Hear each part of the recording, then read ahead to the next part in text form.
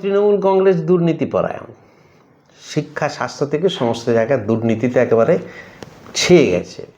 রবীন্দ্রনাথ বলেছেন, ভারতবর্ষে শুধু হিন্দু চিত্তকে স্বীকার করিলে চলিবে না। তার কথা মানব না বিজেপির কথা মানব? নির্বাচন কমিশন যুদ্ধ ঘোষণা করেছে জনসাধারণের বিরুদ্ধে।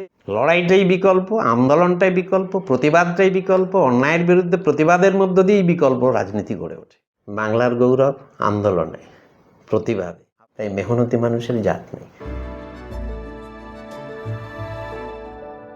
আপনারা দেখছেন এসইউসিআই কমিউনিস্ট ডিজিটাল। আজকে আমাদের সাক্ষাতে রাজ্য সম্পাদক পর্বে আমাদের সঙ্গে আছেন এসইউসিআই কমিউনিস্ট দলের পশ্চিমবঙ্গ রাজ্য কমিটির সম্পাদক এবং পলিট ব্যুরোর সদস্য কমরেড চণ্ডীদাস ভট্টাচার্য। চণ্ডীদাসবাবু, আপনাকে প্রথমেই আমাদের এসইউসিআই কমিউনিস্ট ডিজিটালে স্বাগত। এইবারের নির্বাচনকে কি বুঝছেন, কি অবস্থা? এবারের নির্বাচনের যেটি সবচেয়ে বৈশিষ্ট্য হলো যে একদিকে মানুষের প্রচণ্ড তৃণমূল কংগ্রেস সরকারের বিরুদ্ধে বিক্ষোভ,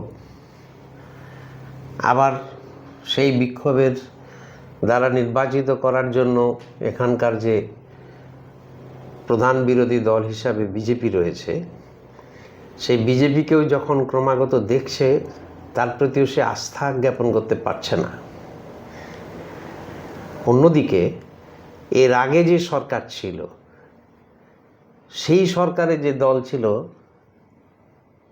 তারও গ্রহণযোগ্যতা বাস্তবে জনমানুষের নেই। ফলে নির্বাচন আসছে, নির্বাচন কমিশন উৎসব বলছে।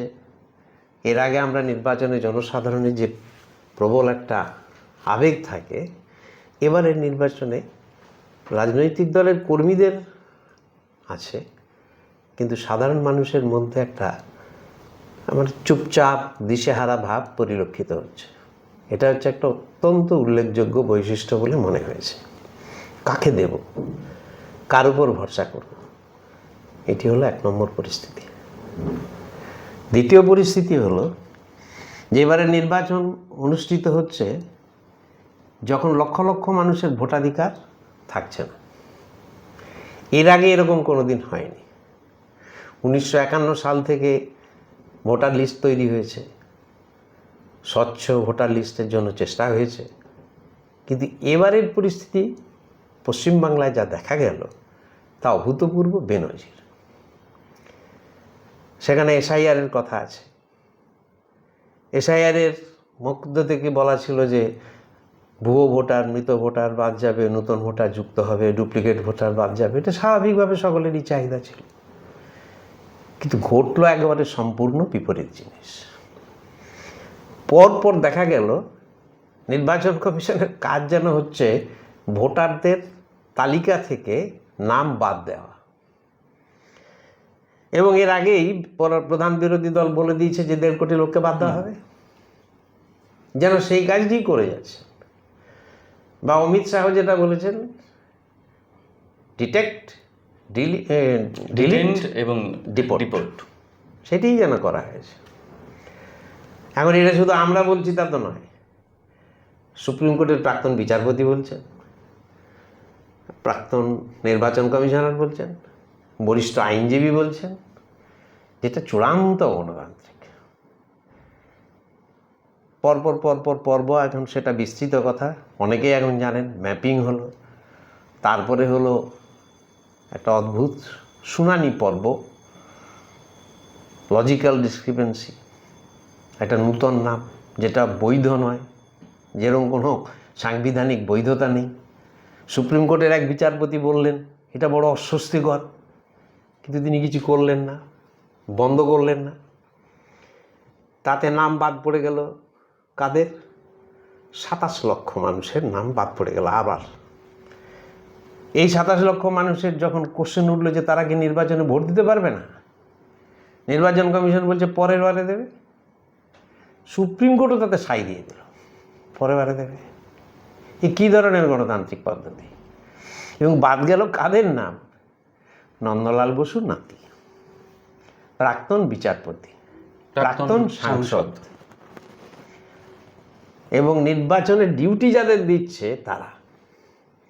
এই পুরো পর্বটা দেখলে দেখা যাবে যে নির্বাচন কমিশন যুদ্ধ ঘোষণা করেছে জনসাধারণের বিরুদ্ধে এবং কেন্দ্রীয় শাসক দল বিজেপির হয়ে যে নামগুলো বাদ দেওয়া দরকার সে নামগুলো বাদ দেওয়ার প্রতি তাদের দৃষ্টিভঙ্গি প্রকট। তাই সংখ্যালঘুবাদ, কারণ বিজেপি সংখ্যালঘু বিদ্বেষ, বাদ মতুয়া সম্প্রদায়, বাদ জনজাতি, বাদ মহিলা, কারণ তাদেরকে জিততে হবে, এই জায়গায় তারা বাদ হয়ে যাচ্ছে। এবং আশ্চর্যের কথা, বিরোধী দলনেতা ভারতবর্ষের সংবিধানে যে ধর্মনিরপেক্ষতার কথা বলা আছে সেখানে বিশেষ করে বলছে আমি হিন্দু ভোট চাই, মুসলিমদের বাদ। এমনকি যদি মুসলিম কোনো জিতে যায়, কি বলে এমএলএ হয়ে যায়, তাহলে তাকে চ্যাংদোলা করে বার করে দেবে। এর বিরুদ্ধে কোনো স্টেপস নিতে পারলো না সুপ্রিম কোর্ট, নির্বাচন কমিশন।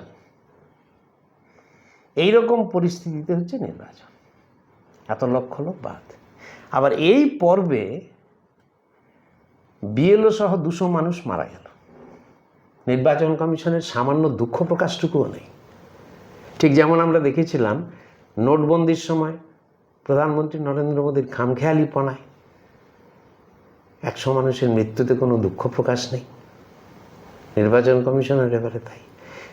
আমাদের দল খোলা চিঠি দিয়ে নির্বাচন কমিশনকে বলেছে যে কেন আপনি এই মানুষগুলির মৃত্যুর জন্য হত্যাকারী হিসাবে বিবেচিত হবেন না। এই আবহে নির্বাচন হচ্ছে ভোটাধিকারকে বাদ দিয়ে।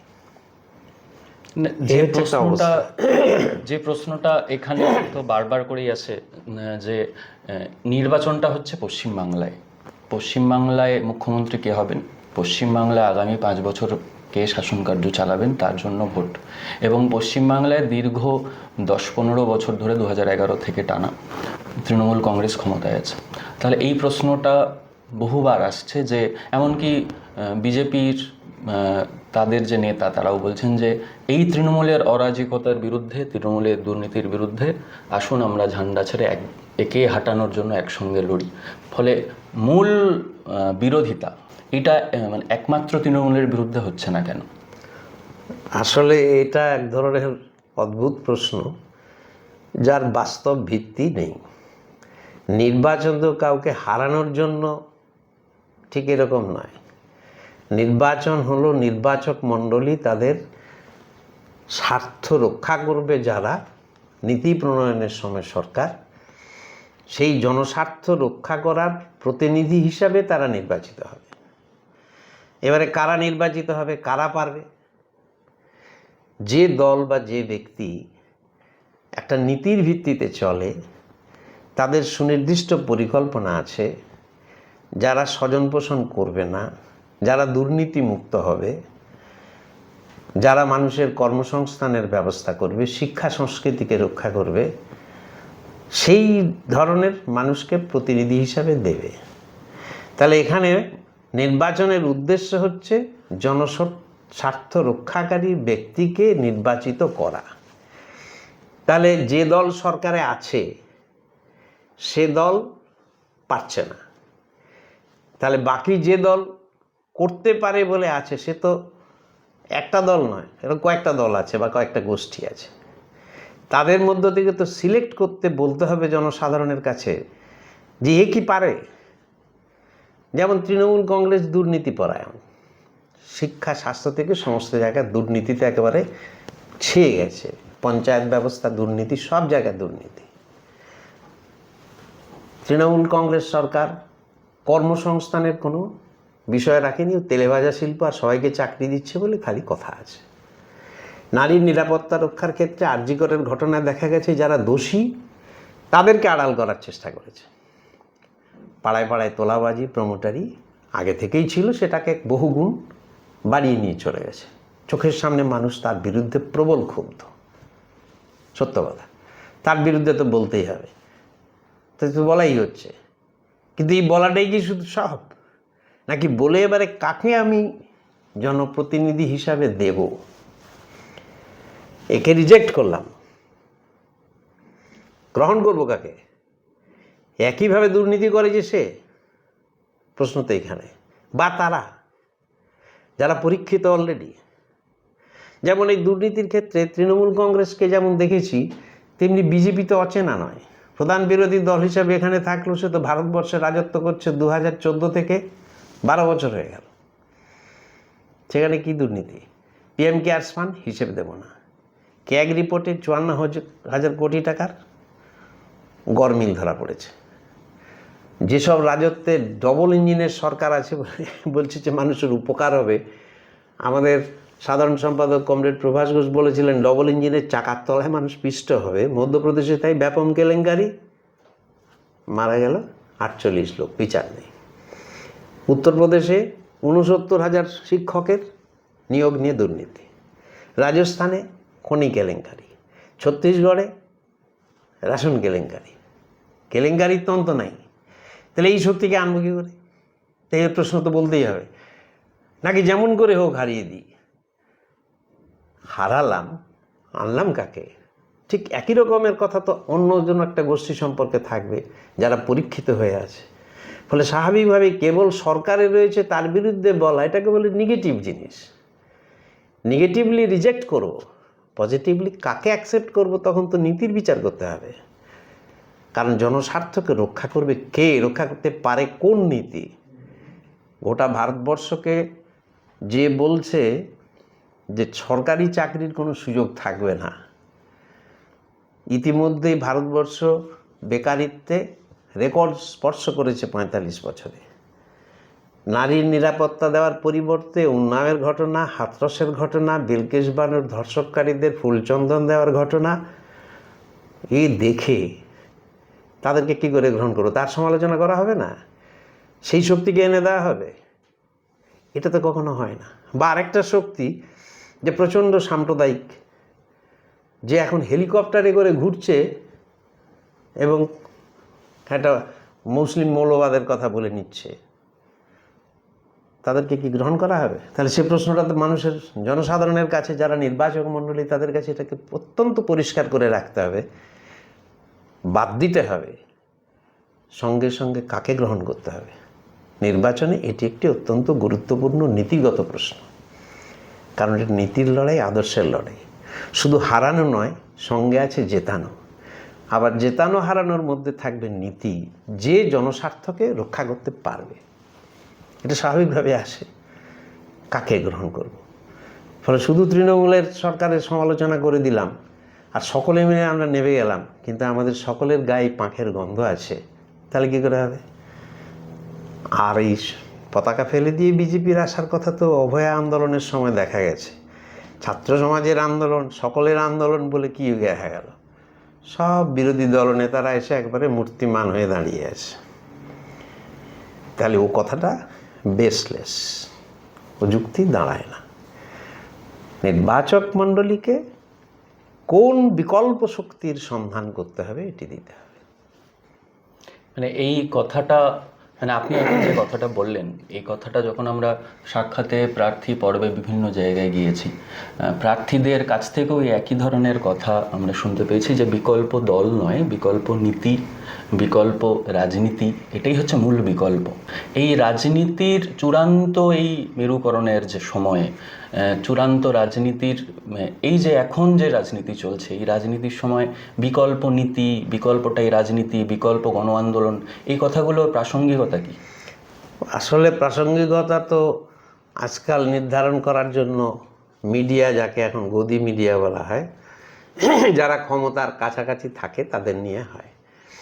এই মেরুকরণ করে কিন্তু একদম মিডিয়া। এর শক্তি, এর শক্তি, একে দাও অথবা ওকে দাও, এই যে মেরুকরণ করে, এটা করে যারা রাজনীতি সত্যি বোঝেন। ইংরেজ চলে যাওয়ার পরে এদেশের যে কালো যোগ বা এদেশের পুঁজিপতি শ্রেণী রাজত্ব করেছে, তারাই চায় তাদেরই কোনো একটি স্বার্থ রক্ষাকারী দলকে তারা ফিনান্সও করে, তারা চাঁদাও দেয়, তাদেরই মধ্যে মেরুকরণ করে রাখে, মানুষ তার মধ্যেই যাক। এবং মানুষের এই প্রবণতাকে গত 50 বছর আগে যত না করতে পারতো, আজকে মিডিয়ার প্রভাব তার জন্য হয়ে গিয়েছে। এই মেরুকরণটা করে তারা। কিন্তু বিকল্প কি? এই বিকল্প প্রসঙ্গে যদি চলে আসি, পশ্চিমবাংলার কথা আসবে। বাংলার গৌরব কিসে? বাংলার গৌরব সরকার গড়ায় নয়, বাংলার গৌরব আন্দোলনে। প্রতিবাদে। এই কলকাতা প্রতিবাদ মুখর, এই কলকাতা ছিল জওহরলাল নেহরুর দুঃস্বপ্নের নগরী, মিছিল নগরী কলকাতা। বলা হতো সিটাডেল অফ লেফট মুভমেন্ট, বামপন্থী আন্দোলনের প্রাণ কেন্দ্র। ভোটে তখন বেশিরভাগ সিটে জিততে না পারলেও মানুষের মনের সিংহাসনে বামপন্থীদের মানুষ আঁকড়ে ধরে রেখেছিল, বুকের বোতাম খুলে লড়াই করেছে। এই তো বাংলার গৌরব। স্বাধীনতা আন্দোলনে তাই বাংলার গৌরব কি? রেনেসা আন্দোলন, ভারতবর্ষের রেনেসার আন্দোলনের সূচনার সঙ্গে বাংলা যুক্ত হয়ে আছে। বাংলার রেনেসা ভারতবর্ষের রেনেসা এক হয়ে আছে। সেই গৌরব তো রামমোহন থেকে নজরুল, ক্ষুদিরাম থেকে সুভাষ বোস, ভগৎ সিং, আশফাকুল্লাহ, এই তো হচ্ছে গৌরব। কিন্তু ভগৎ সিং, আশফাকুল্লাহ ভারতবর্ষে, এই গৌরবের নিয়েই হচ্ছে বাংলা। তাহলে বিকল্প কি? সরকারে গিয়ে আমি মন্ত্রী হলাম এবং মন্ত্রী হওয়ার পরে আমি যে রকমের যত স্বার্থ করতে পারি রক্ষা করতে, মানে নিজের রক্ষা করতে পারি সেটা করলাম, এই কি বিকল্প হয়? না, এটা বিকল্প নয়। লড়াইটাই বিকল্প, আন্দোলনটাই বিকল্প, প্রতিবাদটাই বিকল্প। অন্যায়ের বিরুদ্ধে প্রতিবাদের মধ্য দিয়েই বিকল্প রাজনীতি গড়ে ওঠে। তার মধ্যেই কিন্তু সত্যিকারের রাজনীতি পাওয়া যায়। আজকে এবারে নির্বাচনের আরেকটা অপূর্ব বৈশিষ্ট্য হলো ভোট পাওয়ার জন্য সস্তা জনপ্রিয়তা। দাড়ি কেটে দিচ্ছে, আমি বলি গলা যেন না কাটে, খেয়াল রাখবেন। জল তুলে দিচ্ছে। সকল ভোটারদের বাড়িতে নির্বাচিত প্রতিনিধি যিনি হবেন তিনি কি জল তুলে দেবেন? ওই ঝাড়গ্রামের এর থেকে কাঠ বয়ে আনছে, কাঠটা নিয়ে এক বৃদ্ধার কাছ থেকে নিয়ে বিজেপি নেতা যাচ্ছে, বাড়িতে রান্না করে দিচ্ছে, ঘুটে উল্টে দিচ্ছেন যাতে নিজে উল্টে না যান। এই জিনিসটা বাংলায় ছিল না, কোথায় থাকা উচিত নয়। এতে বাংলার গৌরব নয়, বাংলার গৌরব এইখানে, সেইটি আজকে বিপন্ন। দুইটি অশুভ শক্তির মধ্যেই লোকে চয়েস করছে কে জিতবে। অশুভ শক্তি জিতলো, আপনি কি হলো তাহলে? আরেকটা এসে ঠেকাতে হবে, অদ্ভুত কথা, ঠেকাবো। হ্যাঁ, ঠেকান। ঠেকিয়ে কি করলেন? একজনকে আনলেন, সে কীরকম? আগের মতো বা তার চেয়ে আরও দুষ্ট। তারপরে আবার ঠেকালেন, কী হবে? আপনি তো ঠকে যাচ্ছেন। তাই শিবদাস ঘোষ বলেছিলেন, আমাদের পার্টির প্রতিষ্ঠাতা, মার্ক্সবাদী চিন্তানায়ক, দাঁতের মাকু দেখেছেন? ও একবার ডান দিকে যায়, ঠক্কর খায়, বাঁ দিকে যায়, ঠক্কর খায়, আবার ডান দিকে যায়, বেরোতে পারে না। বেরোনোর পথটা সংগ্রামী বামপন্থী আন্দোলন, গণ আন্দোলন। এখানেই বাংলার গৌরব, সেটিই বিকল্প। কিন্তু এই কথাটা বলতে গেলেই তো যে কথাটা আসে সেটা হচ্ছে যে বামপন্থী আন্দোলন, যুক্ত বামপন্থী আন্দোলন, যে বামপন্থী আন্দোলনের যুক্ত বামপন্থার কথা অন্যান্য বামপন্থী দলগুলোও বলেছে, বারবার ইসিউসিআই কমিউনিস্ট বলেছে যুক্ত বামপন্থী আন্দোলনের কথা।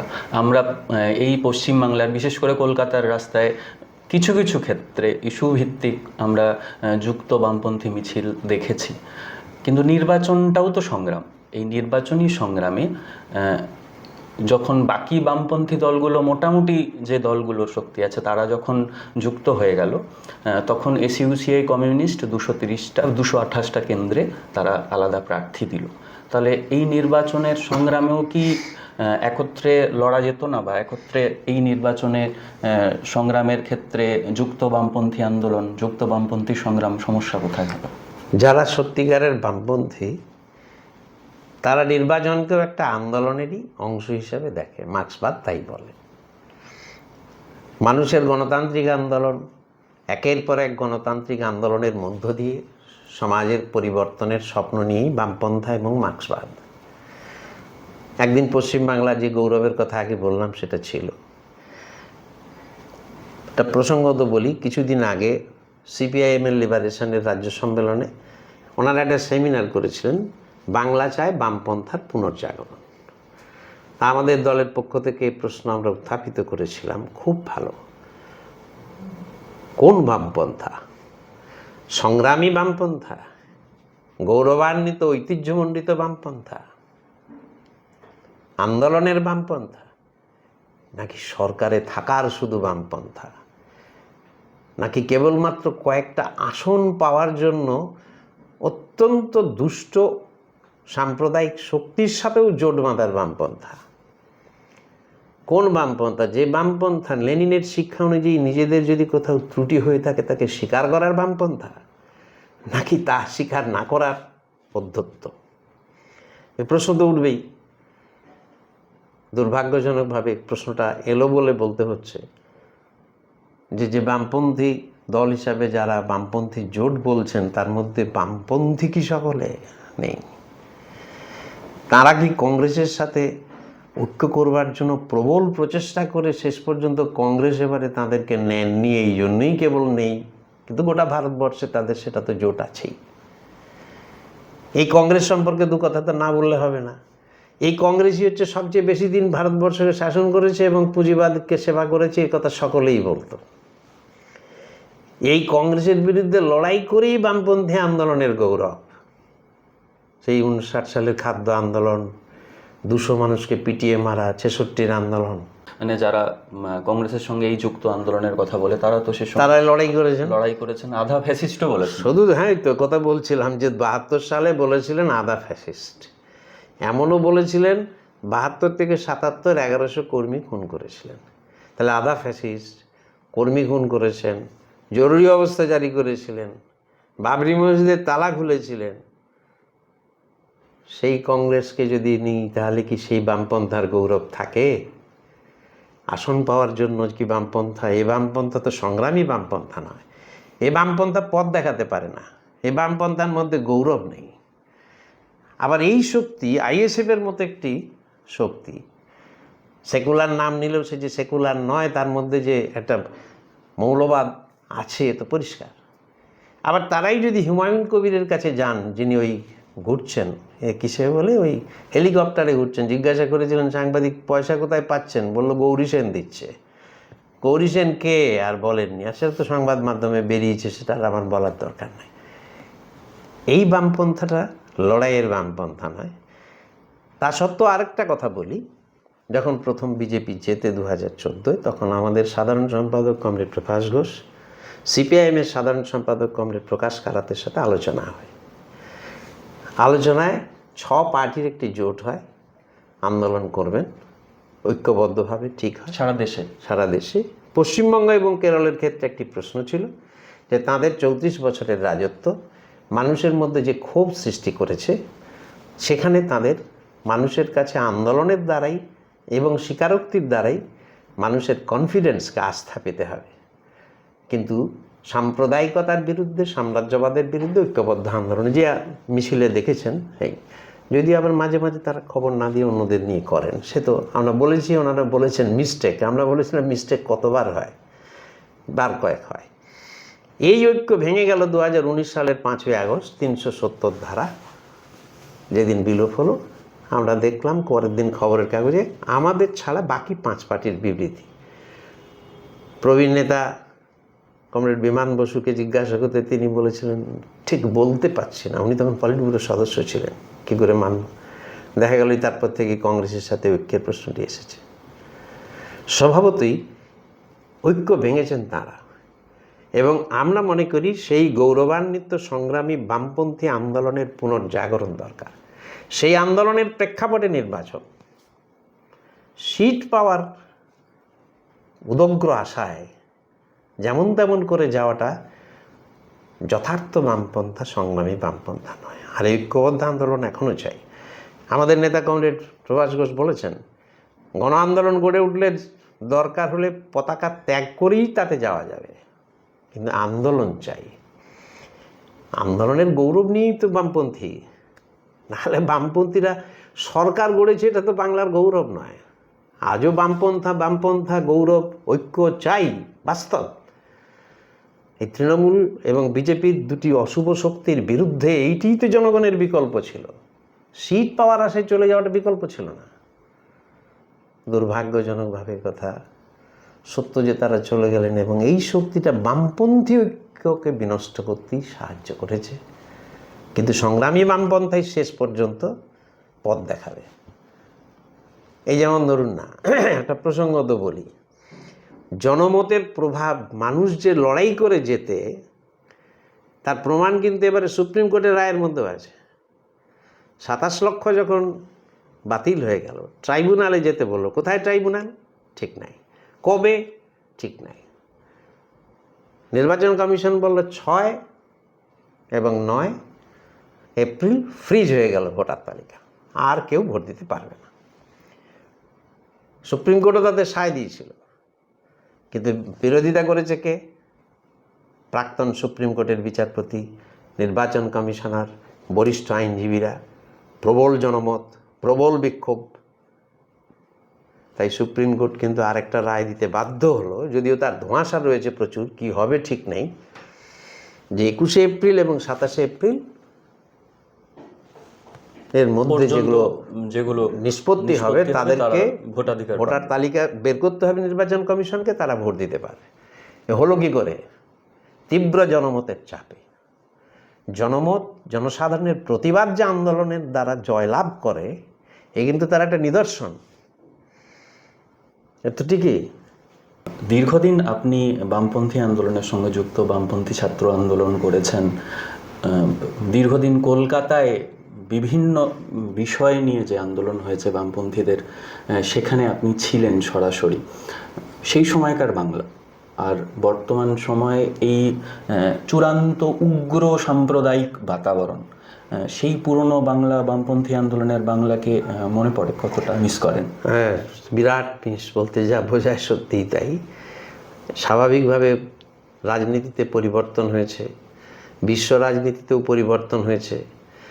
যখন বামপন্থী আন্দোলনে টগবগ করেছে বাংলা, সে বাংলা এক, সে বাংলায় সাম্প্রদায়িকতার কোনো জায়গা ছিল না। 66 সালের আন্দোলনে যখন আনন্দ হাইত নুরুল ইসলাম শহীদ হলেন, তখন কেউ তারা হিন্দু মুসলমান ছিলেন না।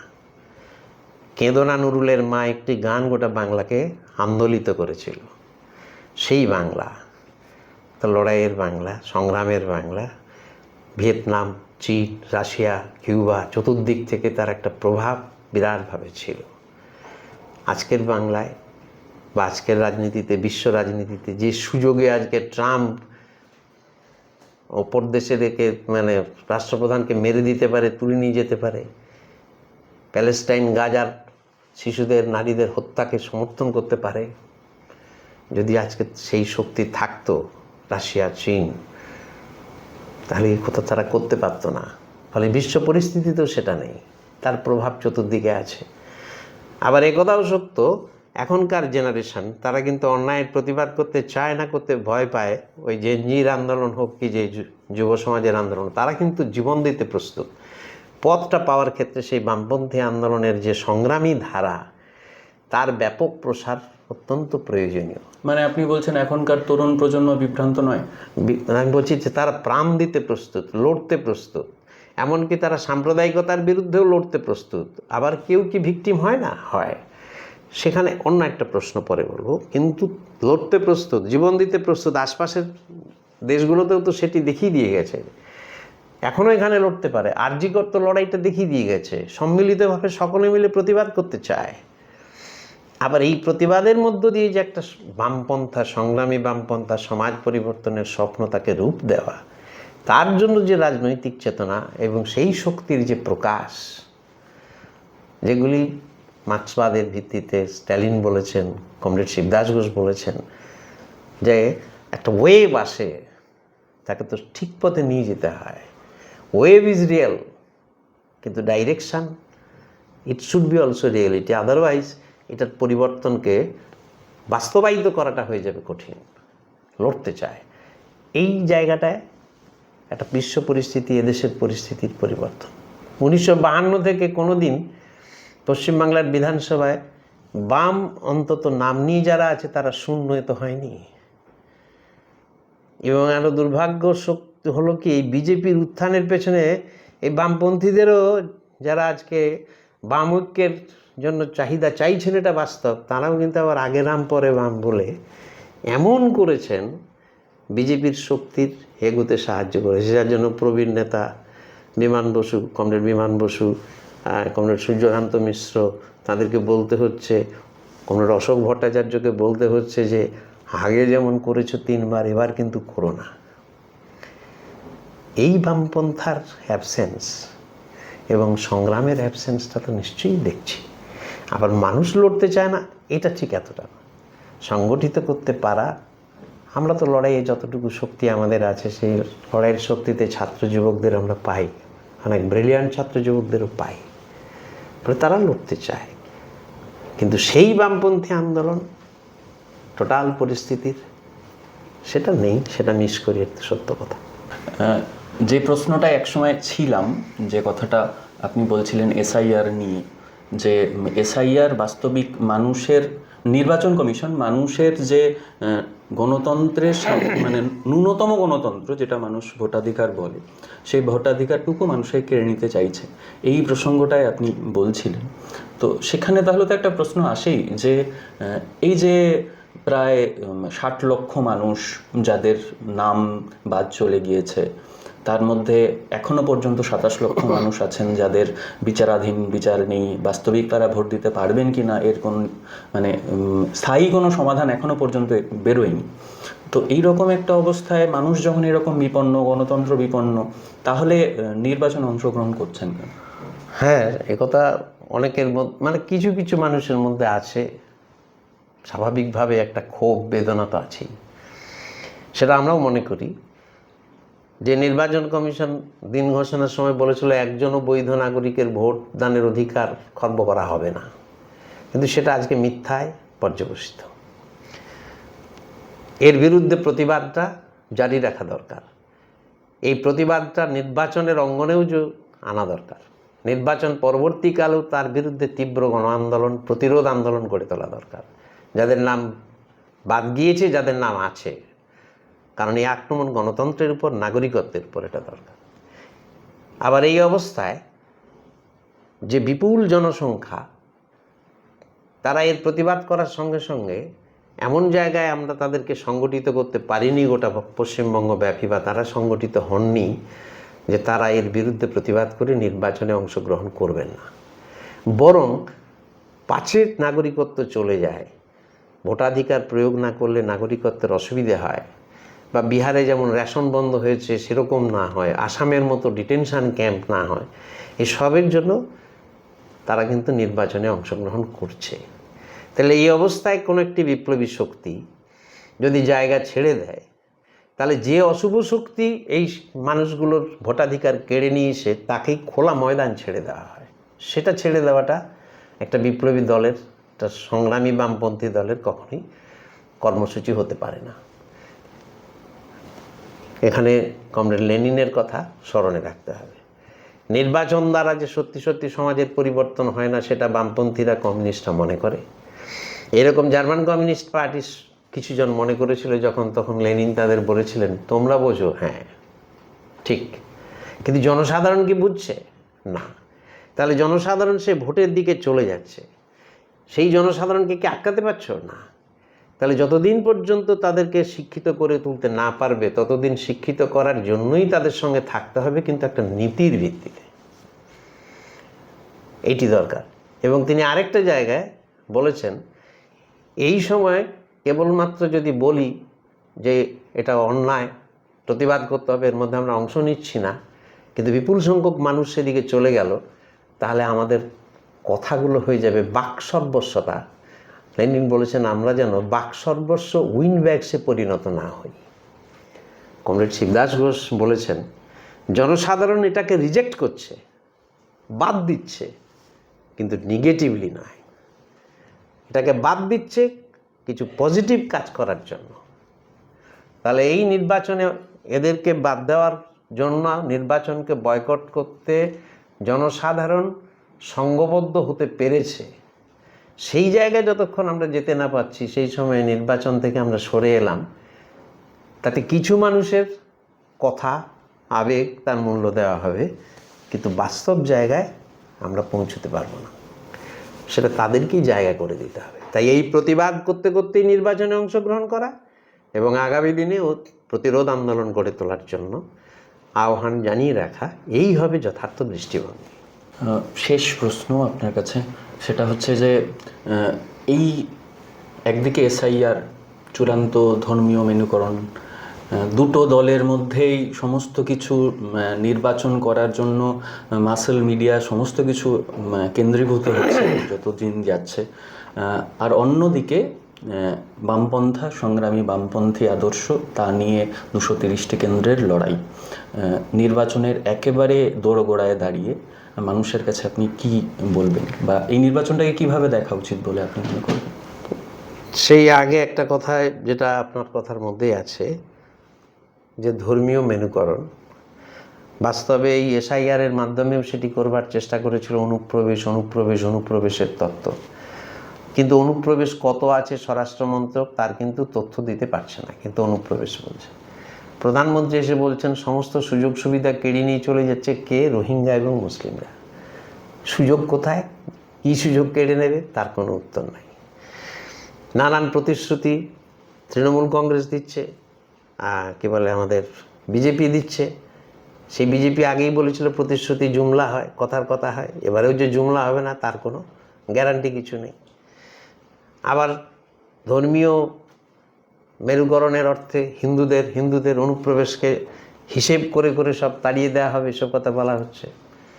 সেখানে একটা কথা, সব জায়গাতেই নির্বাচন অথবা নির্বাচন নয় কথাটা আনতেই হবে, যে ভারতবর্ষ কিন্তু, যদি আমরা বলি কাদের আমরা স্মরণ করব, ভারতবর্ষের রবীন্দ্রনাথ, নেতাজি, বিবেকানন্দ, নজরুল, এই নামগুলো যদি বলি, রবীন্দ্রনাথ বলেছেন ভারতবর্ষে শুধু হিন্দু চিত্তকে স্বীকার করিলে চলিবে না। কয়েকদিন পরে তো রবীন্দ্র জয়ন্তী, ঘরে রবীন্দ্রনাথের ছবি, কি করব? তার কথা মানব না বিজেপির কথা মানব? প্রশ্নটা থাকবে এই নির্বাচনে। যে নজরুল বলেছেন এ তোদের মানচিত্রের ভারত নয় রে অনিম, এ তোদের মন্দিরের ভারত নয়, মসজিদের ভারত নয়, 33 কোটি মহামানুষের মহামিলন মহাভারত। তাকে মানব না মোদি সাহেবকে মানব, অমিত শাহকে মানব? কার ছবি রাখবো? যে নেতাজি বলেছেন হিন্দুরা সংখ্যাগরিষ্ঠ বলে হিন্দু রাজের ধ্বনি শোনা যায়, সেগুলি সর্বৈব অলস চিন্তা, বাদ দিয়ে দেবো তাকে? এনাদেরকেই নেব? এ কি সম্ভব? উচিত? আচার্য প্রফুল্লচন্দ্র রায় যে কথা বলছেন বাদ দিয়ে দেবো? বিবেকানন্দ হিন্দু ধর্মের মানুষ হয়েও যখন বিভিন্ন ধর্মের মহাপুরুষদের সম্পর্কে যে কথা বলেছেন বাদ দিয়ে দেবো? আমরা মার্ক্সবাদীরা বলি শিবদাস ঘোষের শিক্ষায় সভ্যতার মূল উপাদান শ্রম। শ্রমের কোনো জাত হয় না।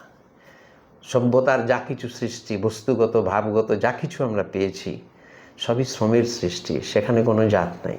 মন্দিরের ইঁটে, মসজিদের ইঁটে, ঠাকুর দেবতা তার ভোগ দেওয়া, নামাবলী, টুপি, কোনো জায়গাতে কোনো জাত নাই।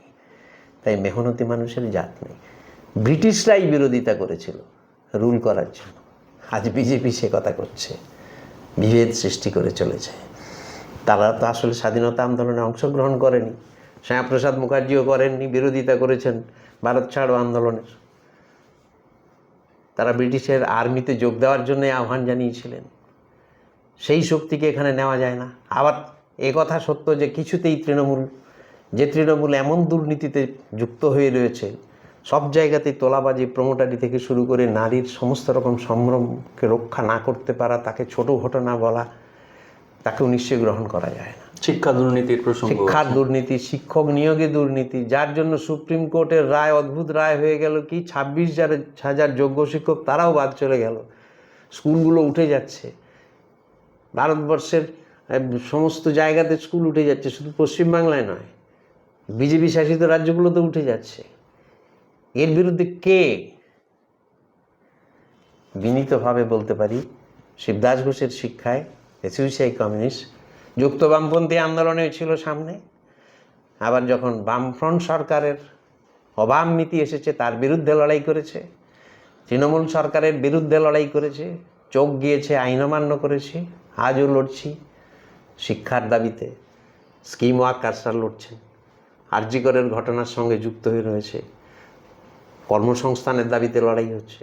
গোটা ভারতবর্ষে যে জাতীয় শিক্ষানীতি, তার বিরুদ্ধে আমাদের উদ্যোগী 1000 শিক্ষাব্রতীকে জড়ো করে জনতার পার্লামেন্ট করে বিকল্প শিক্ষানীতি প্রকাশ করেছে। এই গৌরবের অধিকারী আমরা। সরকার পাশ ফেল তুলে দিয়েছে, আমরা চ্যালেঞ্জ করে বৃত্তি পরীক্ষা বছরের পর বছর চালিয়ে যাচ্ছি। এই আন্দোলন করতে করতেই এসেছে। এই ঐক্যবদ্ধ যদি হতে পারে সমস্ত বামপন্থী আন্দোলন, আসুক, লড়াইয়ের পথে আসুক, সেই গৌরব বাংলার, তাকে এগিয়ে নিয়ে যায়। এই শক্তিকেই শক্তিশালী করো, এই প্রশ্নটাই আমি জনসাধারণের কাছে বলতে চাই। একটা দুষ্ট শক্তি তৃণমূল, অশুভ শক্তি, তাকে বাদ দিয়ে আনবো আরেকটা অশুভ শক্তি, কি হবে তাতে? জিতবে কে?